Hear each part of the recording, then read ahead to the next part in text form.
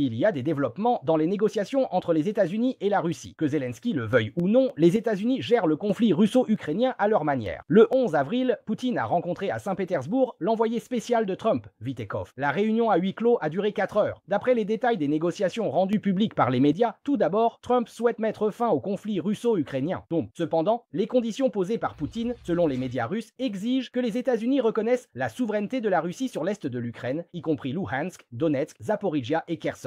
Actuellement, la partie de Trump n'a pas encore répondu. Il y a la guerre commerciale avec nous. Trump est coincé dans le conflit ukrainien.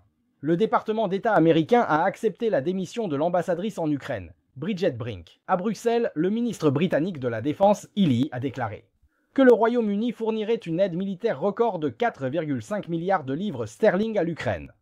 Cela inclut le soutien militaire et la formation des troupes. Les États-Unis et l'Ukraine se préparent à de nouveaux contacts. Les deux envoyés spéciaux de Trump, Volker, focalisent sur les discussions avec la Russie, tandis que Kellogg communique principalement avec Kiev. Volker appelle à reconnaître les territoires ukrainiens contrôlés par la Russie comme un moyen de mettre fin au conflit. Mais Kellogg s'y oppose. Dans une interview avec le Times, Kellogg a suggéré de diviser l'Ukraine en zones contrôlées par l'Europe et la Russie. Voici le schéma qu'il a proposé. Cela ressemble-t-il un peu à un partage de l'Ukraine ?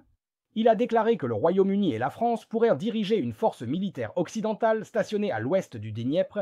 Les troupes ukrainiennes stationneraient sur le territoire à l'est, puis une zone démilitarisée d'environ 30 km de large serait établie le long de la ligne de contact actuelle pour empêcher les affrontements directs entre les deux parties. L'est de l'Ukraine, y compris la Crimée, serait sous contrôle russe. Il a dit que l'Ukraine pourrait ressembler un peu à Berlin après la Seconde Guerre mondiale, mais la différence est qu'à l'époque, Berlin était divisé en zones contrôlées par l'Union soviétique, la France, le Royaume-Uni et les États-Unis. Maintenant, les États-Unis ne participent pas. Il n'y a pas de troupes américaines, seulement des zones contrôlées par le Royaume-Uni, la France, l'Ukraine et la Russie.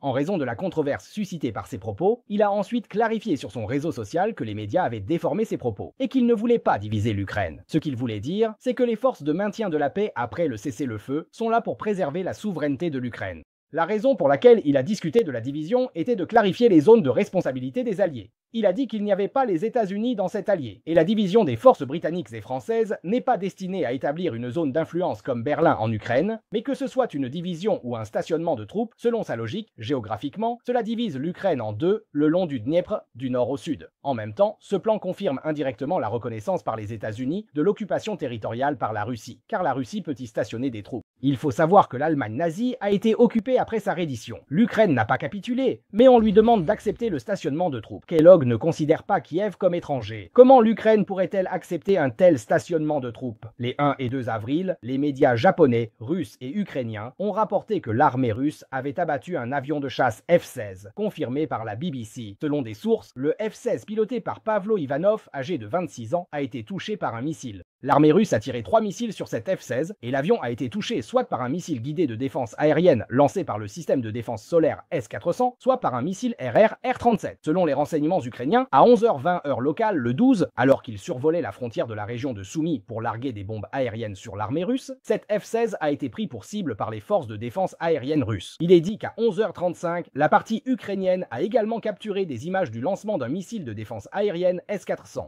Une autre version suggère que des avions russes Su-35 ont rapidement décollé après avoir repéré l'F-16 et ont tiré un R-37 pour l'abattre. Une autre hypothèse est que, lors d'un combat rapproché avec l'F-16, le Su-35 l'a délibérément attiré dans une zone d'embuscade, guidant ainsi le S-400 pour lancer un missile solaire et l'abattre. Actuellement, il n'est pas clair quelle méthode a été utilisée par l'armée russe pour cette attaque, mais le fait que l'attaque ait eu lieu a été confirmé par les autorités ukrainiennes. Le 11 avril, l'armée russe a déployé des drones pour mener un bombardement massif sur l'usine de drones Antonov, détruisant le plus grand centre de production de drones longue portée. L'usine Bessie est à côté de la piste. Elle est à côté de l'aéroport pour le système de défense aérienne complet et la facilité de transport. Les pièces des États-Unis et de l'Occident sont assemblées à l'aéroport à leur arrivée, réduisant les délais. Les coûts et les risques de transport. Le 12 avril, sur le front de Svatov, l'armée russe a continué de progresser de Bakhmout vers Lyman, la ligne de front ayant déjà atteint le centre du village de Lyman. Parallèlement, l'armée russe a également élargi sa zone de contrôle à l'est jusqu'à la route H7. Dans la direction d'Oleshki, en plus de continuer à utiliser l'artillerie pour couvrir cette zone, l'armée russe resserre lentement l'encerclement, comme nous l'avons dit précédemment, selon la tendance actuelle. Après avoir pris Lyman et lancé une offensive générale vers Yunakivka, les forces russes avanceront rapidement au sud-ouest pour contrôler la zone. Près de Yunakivka, après avoir chassé les Ukrainiens hors du village vers Kryorivka, les troupes russes ont pris repos. Ensuite, les commandos russes ont poursuivi les Ukrainiens temporairement retirés dans les champs et bois autour du village de deux directions. Après 24 heures, les forces russes ont repris le contrôle sur la zone centrale. Selon la tendance actuelle, reprendre la ferme de Ryorivka au sud est imminent. Dans la direction de Toretsk, après plusieurs mois de tiraillement, le 13 avril, à l'exception de quelques petites poches de résistance, les forces russes ont chassé les troupes ukrainiennes du centre-ville de Zaïtsev. Immédiatement après, les forces russes ont lancé une offensive le long de la T-056, comprimant la ligne de défense vers le flanc de Shcherbinivka. L'objectif est clair. La T-0516, la principale ligne de ravitaillement de Kostiantinivka. La 00524, une ligne clé. Si les forces russes contrôlent la 00524 et détruisent le pont, les troupes ukrainiennes à l'intérieur de Shcherbinivka n'auront d'autre choix que de se retirer. Shcherbinivka reste le principal obstacle pour les forces russes dans leur avancée de Zaïtsev vers Kostiantinivka. Bien que les deux villes ne soient pas adjacentes, elles sont connectées parce que Shcherbinivka est entre deux lignes de ravitaillement et terres agricoles. Tant que les forces ukrainiennes contrôlent cet endroit, elles menacent toujours le flanc des forces russes. Les forces russes doivent couper son ravitaillement à l'est. Selon les renseignements russes, les forces russes ont soudainement lancé une attaque massive, réussissant à avancer d'environ 5 km le long de la T-0516 vers Kostiantinivka avec les troupes de première ligne atteignant les environs des villages de Daplishevka et Ivanopoli. Et ont consolidé leur position, les forces ukrainiennes défendant cette ligne de ravitaillement furent surprises. Probablement, les forces russes suspendent l'attaque pour encercler Shcherbinivka, aident les troupes alliées à l'est et au sud. Après avoir nivelé cette ligne de front, ils exerceront une pression simultanée sur Kostiantinivka. Si l'offensive réussit, les forces russes pourraient également lancer une attaque en tenaille le long de ces deux lignes de ravitaillement, forçant les forces ukrainiennes à se retirer. Au sud-ouest de Orlivka, après avoir capturé Oleksandropil et Panteleïmonivka, les forces russes ont nivelé la ligne de front le long de la H20 et ont lancé une attaque sur Kalinov. Après 2 jours de combat, les forces russes ont réussi à reprendre Kalinov. Actuellement, pour les forces ukrainiennes, il n'y a plus de grandes positions fortifiées des deux côtés de cette ligne de ravitaillement H0. Ce qui est dangereux, c'est que les forces russes ont capturé Novomikhaïlivka. Serebrianka a perdu son soutien. Les forces russes ont commencé à encercler Kostiantinivka. Dans la direction de Kupiansk-Kindrashivka, les forces russes et ukrainiennes sont restées dans un mode de combat intensif. Selon les renseignements ukrainiens, au cours des 3 derniers jours, les forces russes ont avancé d'environ 1 km. En avançant dans le village, elles ont maintenu un contrôle ferme sur le point de virage de la route P69. Pendant ce temps, les forces ukrainiennes ont lancé plusieurs contre-attaques dans les directions Kindrashivka et Malyshapkivka, espérant non seulement stopper l'avancée russe de front, mais aussi couper les approvisionnements russes sur les flancs, mais sans succès.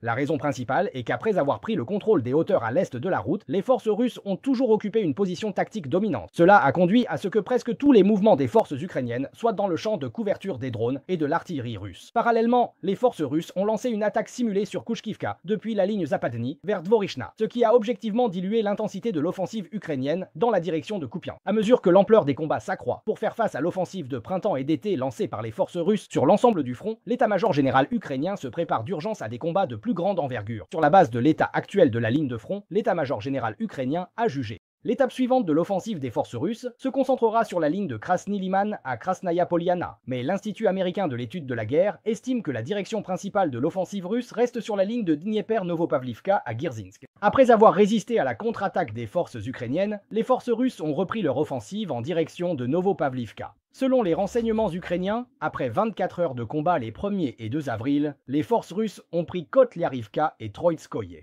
Ces deux positions, cependant, sont très petites et n'ont pratiquement aucune valeur défensive. Elles sont entourées de vastes zones agricoles ouvertes, rendant les opérations militaires faciles, mais la défense difficile. Tant que les forces russes maintiennent une pression offensive élevée, il est probable que les forces ukrainiennes devront se retirer. Cette zone, Troïtskoye, n'est qu'à 300 mètres de Kolikovo, point d'appui avant la frontière du Dniepr. Ainsi, pour les forces russes, capturer ces 3 positions et avancer la ligne de front jusqu'à la frontière du Dniepr. Cependant, globalement, le moment n'est pas mûr pour franchir la frontière et attaquer Novopavlivka, car vers Ouspenivka, il n'y a pas de dynamique offensive contre les forces ukrainiennes. Si les forces russes pressent imprudemment Novopavlivka par le centre, les flancs risquent d'être pincés par les forces ukrainiennes. Par conséquent, avant d'avoir réalisé une percée sur les côtés nord et sud, Il est probable que l'avance des forces russes dans cette direction s'arrête près du Dniepr. Cette approche permet de progresser prudemment et méthodiquement, consolidant la ligne de front. Cela crée une pression frontale et coordonne une offensive en tenaille. Stabiliser la ligne de front augmente le succès d'une attaque sur Novopavlivka. Les pertes seraient moindres. Avec l'offensive russe de printemps, les contre-attaques et les signes de recul successifs ont accru les plaintes ukrainiennes sur les armes allemandes. Les Allemands en sont conscients. Un rapport du vice-attaché militaire en Ukraine, cité par Deutsche Welle, indique que la performance sur le champ de bataille dépend des armes américaines et de l'OTAN. L'équipement militaire fourni à l'Ukraine est décevant. Le canon automoteur PZH-2000, bien que puissant et précis, surchauffe facilement. Il tombe fréquemment en panne. Aussi, ce PZH-2000 rencontre souvent des problèmes logiciels.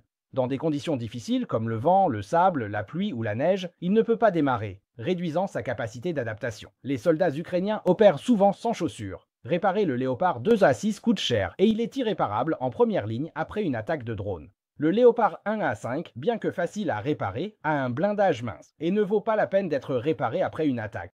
Le système de défense aérienne IRST est certes efficace, mais le prix des munitions est trop élevé. Le centre de maintenance de Rheinmetall est trop éloigné du front, compliquant beaucoup la logistique de réparation des équipements endommagés. Bref, les Allemands veulent dire que l'équipement allemand ne convient pas au champ de bataille ukrainien. Cependant, il y a une question. Si ce rapport sur les défauts des armes allemandes avait été rédigé par les Ukrainiens, le public ne serait-il pas plus enclin à croire qu'il est authentique? Mais ce qui est étrange, c'est que cette évaluation a été publiée par les Allemands, les vendeurs, et communiquée aux médias, comme si un vendeur irréprochable s'autocritiquait soudainement, disant que ses produits ne sont pas à la hauteur. Pense-t-il que leurs armes ne conviennent pas au champ de bataille ukrainien, ou prépare-t-il à éviter l'aide future? Voilà, c'est la fin de cet épisode. Nous sommes témoins ensemble de ces grands bouleversements qui ne se produisent qu'une fois par siècle. Merci à tous pour vos likes et votre soutien, et à la prochaine fois.